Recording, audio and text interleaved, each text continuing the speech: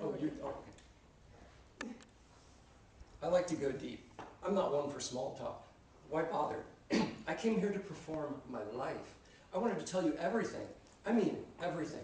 I knew there wouldn't be enough time to tell you about how I was a love child of a pair of 16-year-old sweethearts who'd been sold over the backyard fence to strangers, how I read the encyclopedia in grade school instead of going out to recess, how I first fell in love in kindergarten, and how many times I fell in love after that, and how many hearts were broken, none so much as my own.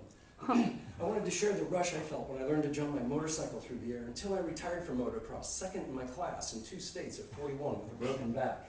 Or the first time I drove my Jeep on 2 wheels at 9, only to hear Dorothy shriek, "God damn it, Perry, if you don't stop driving that Jeep on the 2 wheels, I'm going to take it away." I wanted you to know me and how much I love everything and all of you. How my favorite yoga teacher's name is Kitty. She saved my life when I needed to learn to walk again, and I wanted you to know why I needed to learn to walk all over. I wanted to intrigue you with the details of 100 lovers, my 2 marriages, my 2 divorces, and the inexplicable force that gave me the courage of a fool to make such choices.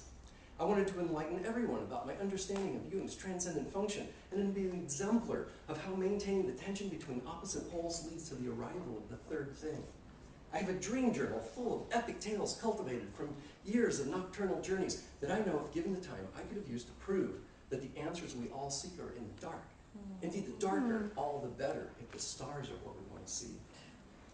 I would have sang you all of my songs and shown you all of my art, and happily recounted what I learned when I studied nonlinear dynamics and chaos theory, and how the act of playing the game changes the rules, because if I hadn't learned that one myself, I would have maybe never played the prodigal son and taken over the family blacksmith shop that to this day fuels all my endeavors.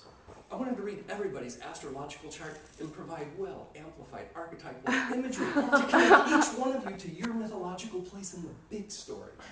Or at least talk you into coming to flying trapeze school with me, where you could feel what happens in the center of your heart when you hear the call, "Hep!" and leap into the void and become a swinging human pendulum destined for a backflip into the net 32 feet below. I haven't begun to scratch the surface. I even missed out on telling the tale of how at 42 I reintroduced my biological parents to one another when they hadn't even seen each other since before I was born.